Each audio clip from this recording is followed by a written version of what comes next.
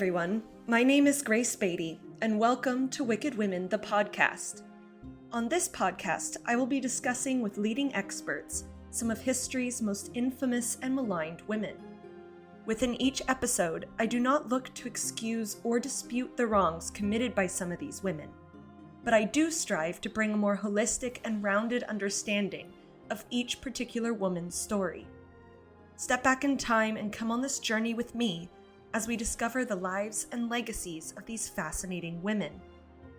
In today's episode, I will be featuring Aspasia, an educated philosopher from ancient Greece, married to the famous Greek politician Pericles. Joining me to discuss Aspasia is Professor Ivan Korshak, a historian with a focus on ancient Greece and author of the novel Pericles and Aspasia.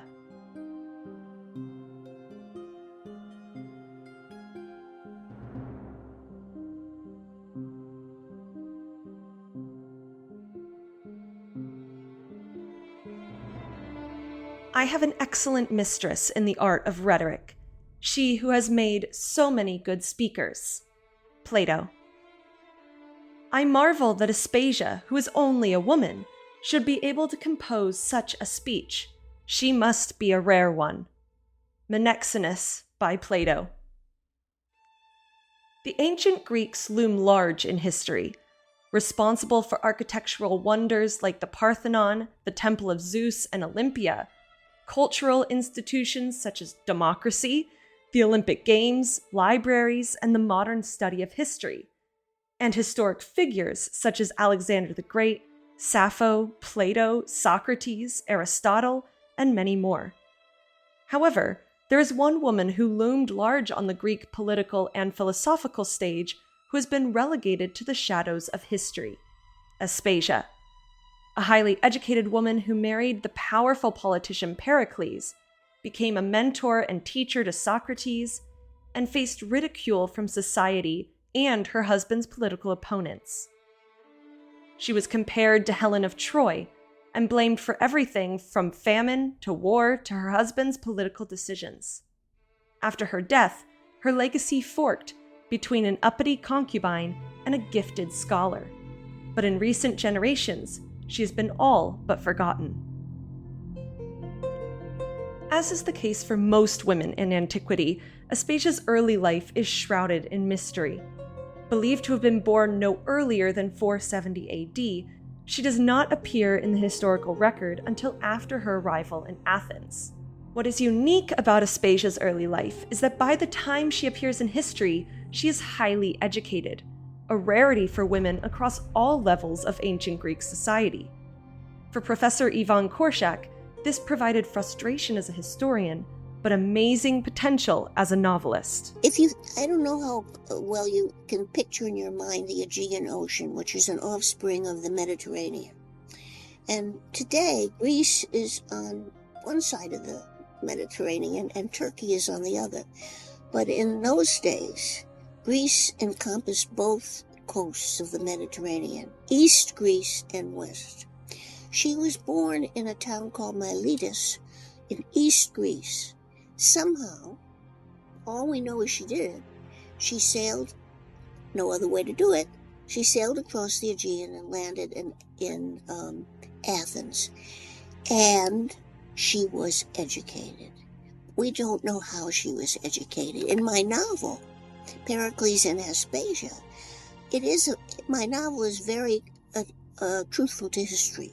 You can rely on it. If you want to learn about ancient Athens and the Golden Age, you can feel you're learning because I'm true to history. But the characters are fictionalized. And so I have this character to work with, Aspasia. I've told you some of what we know about her. Not much more. But she certainly was educated, but we don't know how. So in my novel, I have it that her father, who didn't make it to Athens, but loved her, was a philosopher. Because this part of Greece, East Greece, was famous for philosophy. So I do give her a philosopher father. But we don't know that for a fact. Somehow, she was cherished. an only child in the family, no boys, perhaps? Aspasia was born in East Greece, a world where culturally women tended to receive more education and opportunities. Yvonne thinks this could also lead to her unique educational knowledge later in life. And in East Greece, women had a little more freedom than over in Athens. Somehow she had a fine upbringing, an elegant upbringing, if you will, and a fine education. So, but she used it. But you know, there were other great women from her part of the world, East Greece, who also did stand out. One of them is Sappho. Sappho the poet.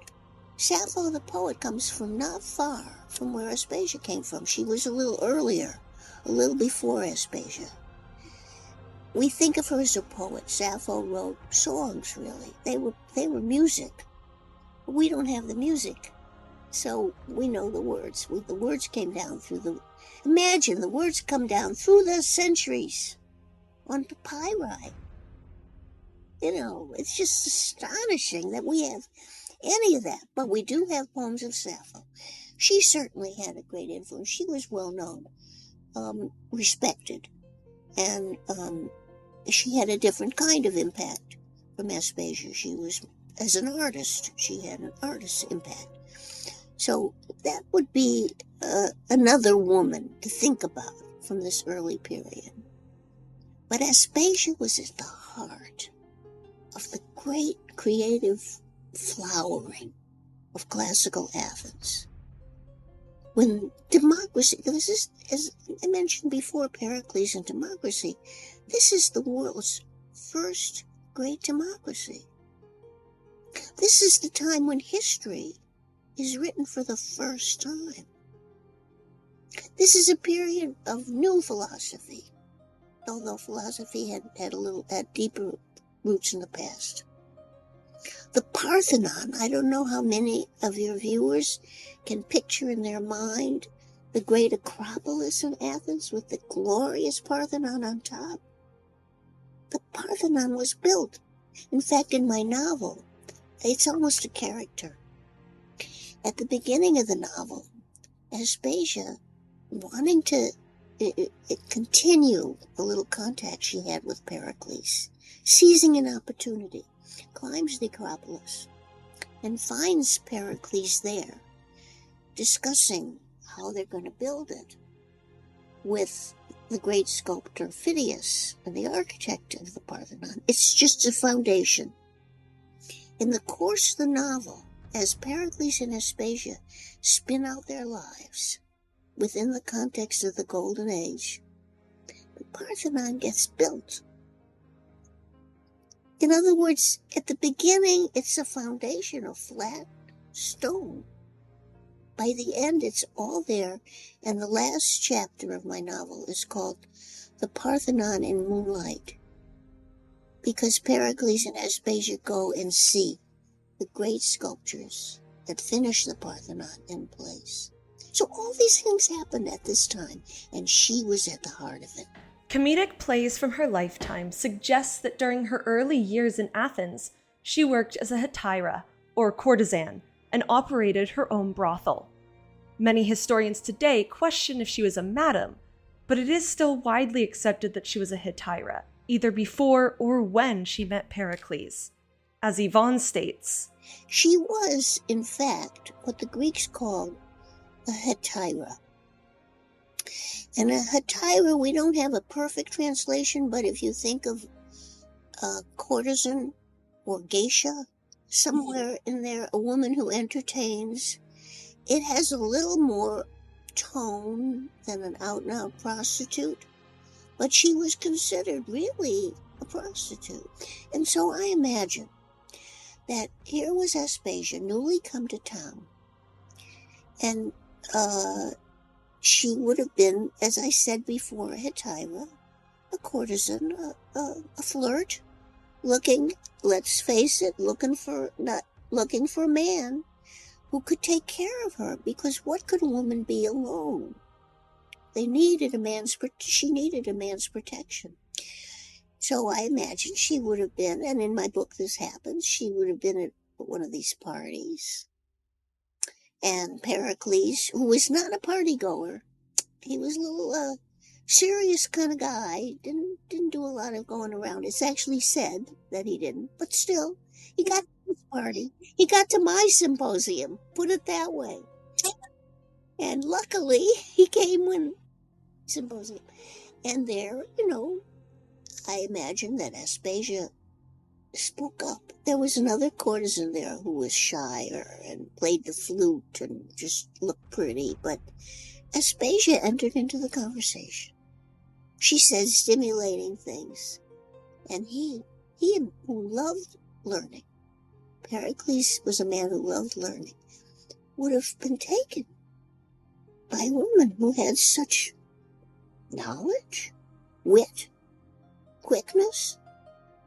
So in my imagination, and frankly, I think this is not too far from what must have happened, though we never can be sure, they met in such a situation, and he was taken by her real unique, exciting personality. And he fell in love.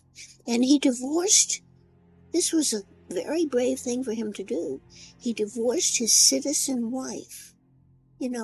She came from the right family, and she had money, dowry, and the whole establishment thing.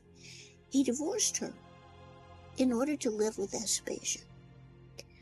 However, lest you fear for the wife, discard it, have no fear. She landed more than on her feet. This happens in my book.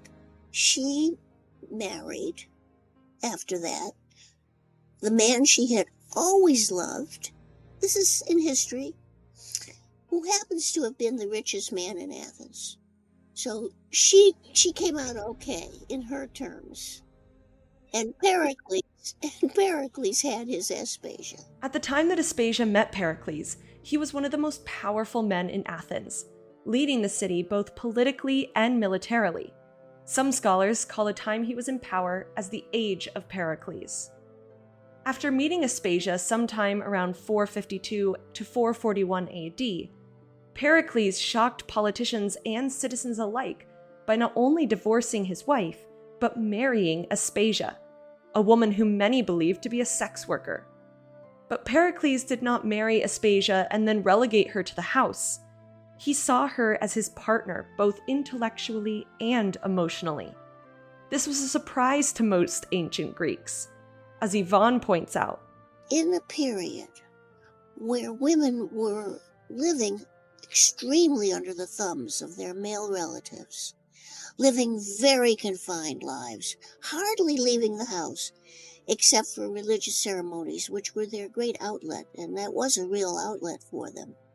But nevertheless, they really lived very small, narrow, controlled lives. And Aspasia was truly, we would say it today, and it would have been true then, she was a liberated woman.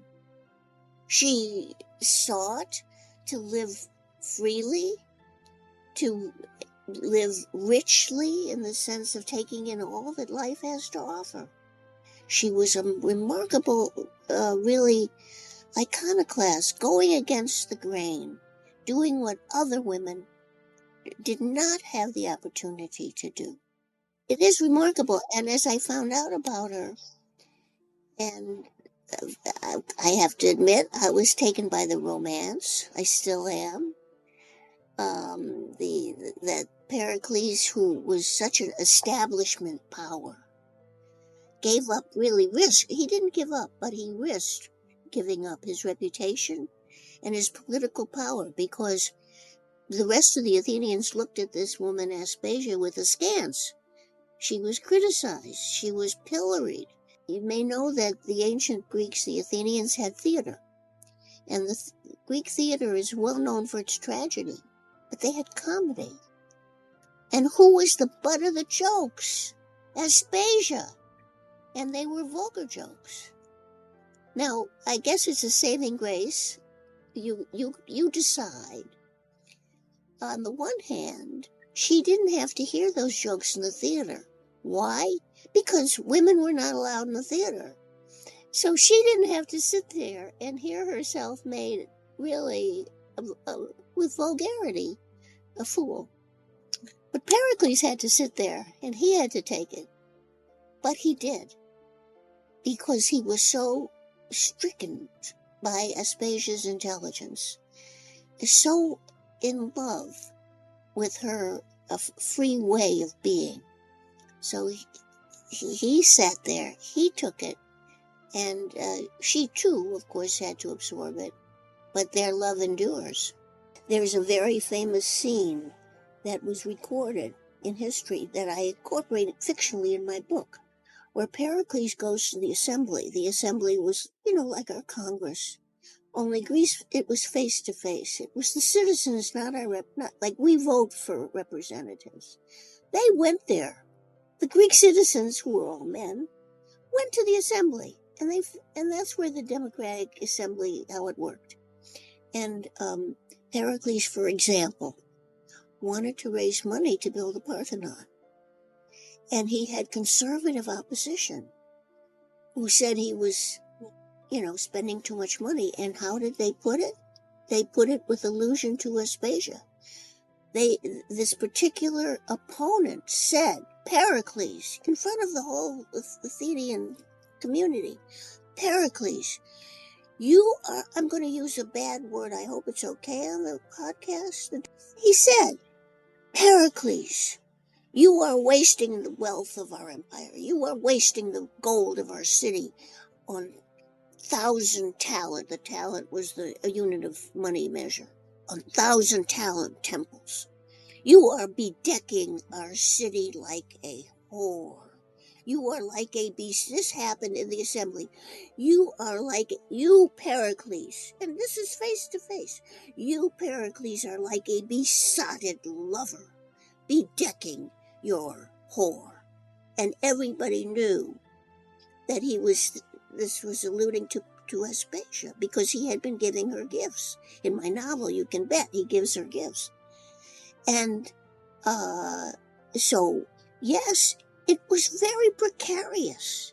He pulled it. He constantly had to fight to maintain his position and maintain what mattered to him, his policies. He felt his policies were the best for Athens. But he had to fight that kind of lurid attack in the assembly, in full view of the entire society, in order to but he did. She worried, how long is he going to put up with this? When will he have to get rid of me, so to say, in order to pursue his goals for Athens, his great goals for democracy? She worries, but he never lets her down. And she doesn't let him down. No, it's well, now you ask why I wanted to do it. That's why.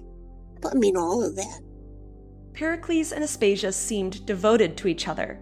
They had political and philosophical debates together and surrounded themselves with poets, philosophers, artists, and musicians from throughout the ancient Greek world. They also raised a son, who would go on to follow his father into politics. Yvonne discusses the significance of Aspasia's son in her later life. I believe that she persuaded him to call the child, even though he was legitimate. It's complicated, the Athenian law, but she came from abroad, so she couldn't be a citizen, so her son couldn't be a citizen. So he was, in a sense, illegitimate boy. He became the best. Pericles had 3 sons, 2 with his first wife, and this one. And this one that he had with Aspasia was the only one who fulfilled really a very manly life. The others were kind of goof-offs. But she persuaded him, I'm sure, because he did it, to call the boy Pericles after himself, because she would have felt that was a protection for him.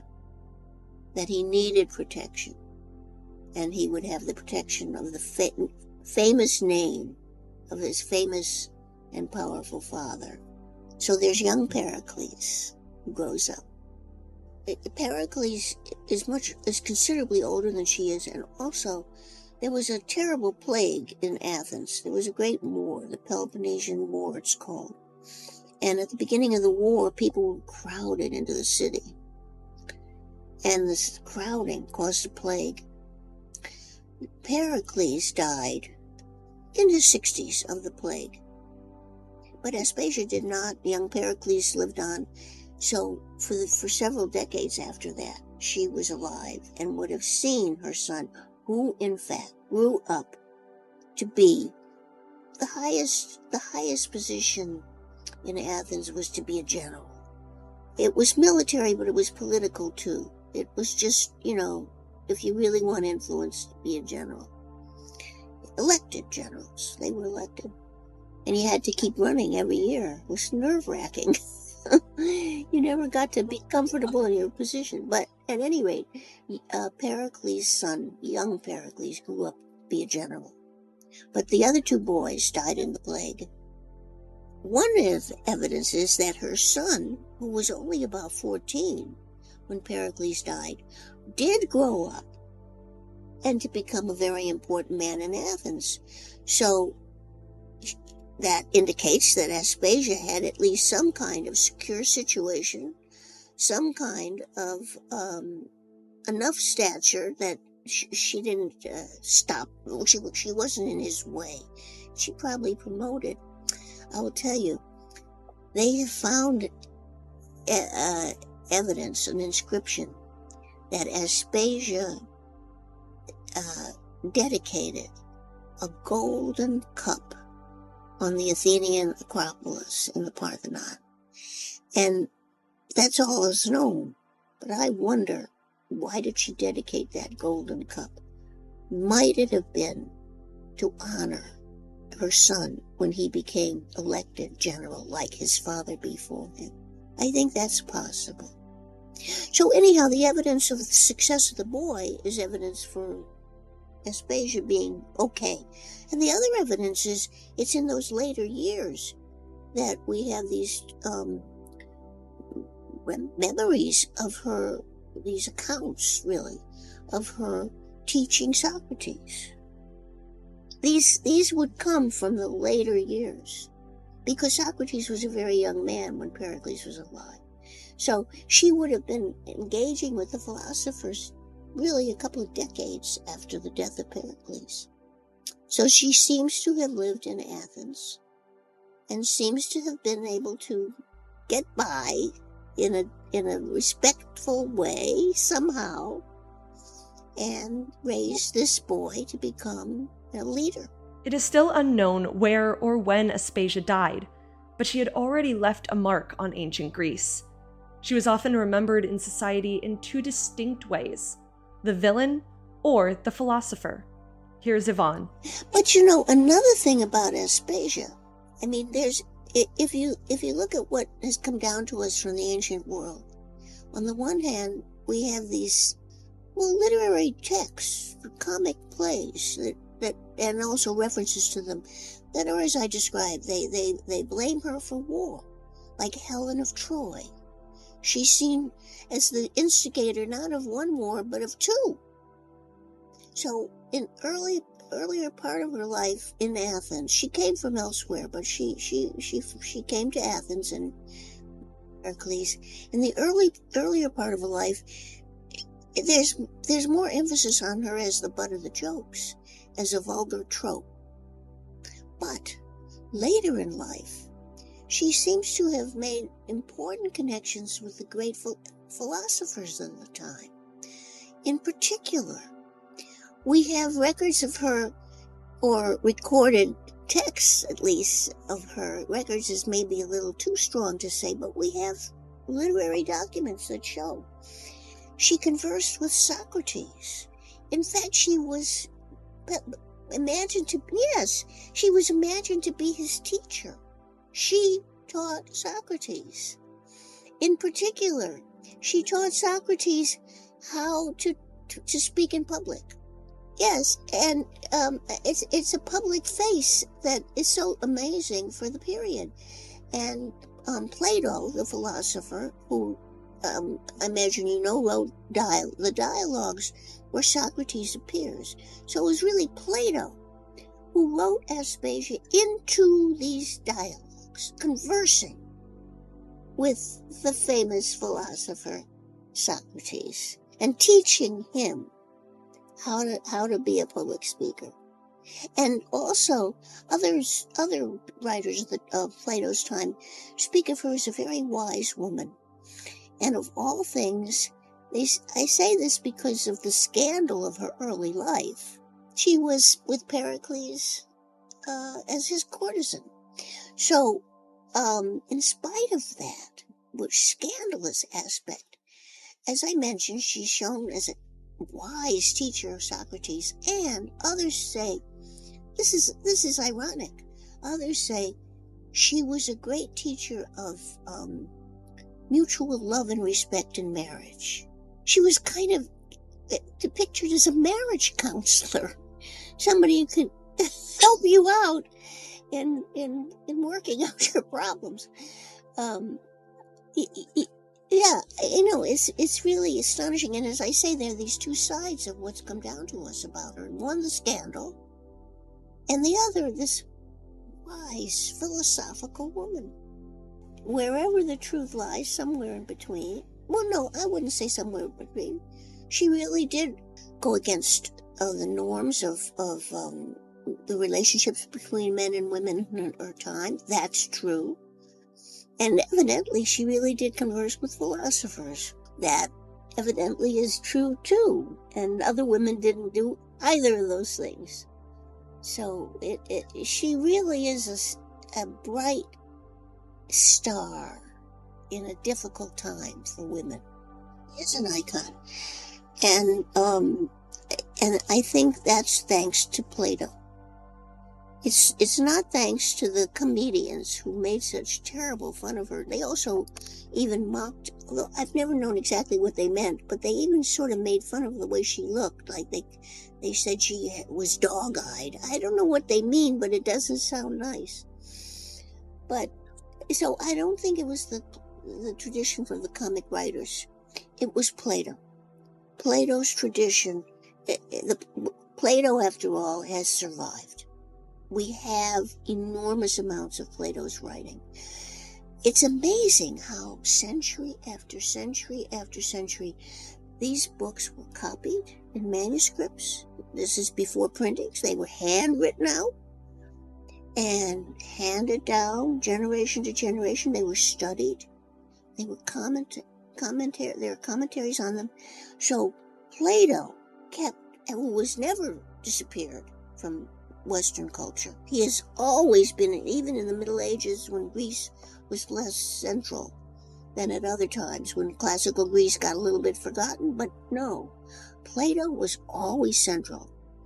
And he writes about her in this kind of wise woman, gives her a kind of aura of wisdom, intelligence, and as I mentioned, great as a public speaker of all things in a time when women didn't make public speeches.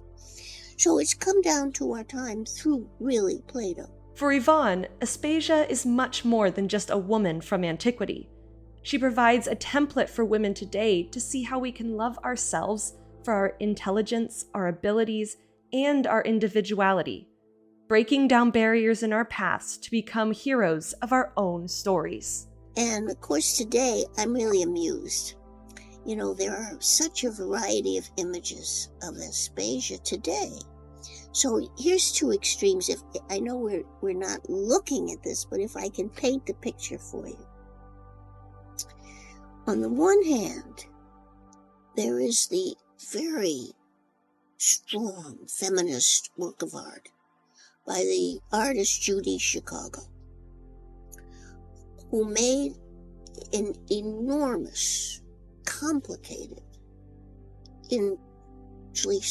glazed ceramic, glazed clay work of art that's called The Dinner Party. And at the dinner party, this current artist, Judy Chicago, this actually goes back a few decades, but late 20th century. At the dinner party, there's a place setting for what she felt were all the great, strong women of the past. And for instance, there's a plate for Queen Hatshepsut, who ruled Egypt for a while, and Sappho has a plate. So Aspasia has a place setting, but it's a very modernistic idea, and each place setting has a fundamentally vaginal structure. You don't realize it at first, but that's part of the conception of the place setting. But still, if you just looked at it cursorily, you'd see a plate and a knife and fork and spoons and a cup, but each one different, each referring. So that's a very modern and assertive image of Aspasia. But the other day I came upon a painting. I have to find it again, but I will describe it to you. So on the one hand, you have this tough-minded. On the other hand, you have this modernish, not a little earlier picture of a kind of idyllic Greek scene, very romantic, with columns and a beautiful, soft, romantic vista of the ocean. And there is a picture of Aspasia, who we don't know what she looked like, in a white, flowing, columnar-like gown, reading a book. Beautiful, of course. Heaven forbid there be a character in a novel who's not beautiful. I give her a bump in her nose. I'm sick to death of all these over-beautiful women. Yeah. I'm sure she was attractive, but nobody ever said she was gorgeous. But anyhow, in this picture, this soft, romantic, appealing, sort of luscious fantasy. So now and today, you can find the extremes of this lush, kind of mythic fantasy idea of Aspasia and this tough-minded, serious, thoughtful representation of Aspasia, where a woman's sexuality is not masked like the tail of a mermaid with a lot of flowing gowns. So there's a big contrast today. But either way, even in the romantic picture, she's reading a book. So you see quite a range, but I wish we had a picture of her. We don't have a picture of her from antiquity. As I say, I didn't emphasize her beauty. I do, I make her beautiful, and he thinks she's gorgeous. But I didn't want the appeal of this woman to be just because she's so gosh darn pretty. Because I don't think there were a lot of pretty women that Pericles could have known. His own wife sure was very pretty, but he wanted her. So why? And people will always think of her as a woman who managed to live an independent life in a time when the odds were staked against her on that, and who overcame the obstacles, and who kept her eye on the sparrow. She wasn't single-minded. She was a woman who loved. She loved her Pericles. She loved her child, but she also loved herself, and she gave herself a genuine place in the world. So, and I think that's an inspiration for women, because even today, when so much has happened, I think women, the way society is set up, it can still be confusing. Especially young women have so much on their plates, and so often, it may sound archaic to say it, but I think it's not archaic. So often a woman is thinking about, who will I marry? How will I have children? And so on. So We need inspirations, and Aspasia is an inspiration for women. I never realized it. Recently I noticed that I had written an article about Aspasia as a feminist heroine, and I changed it to Aspasia as a feminist hero.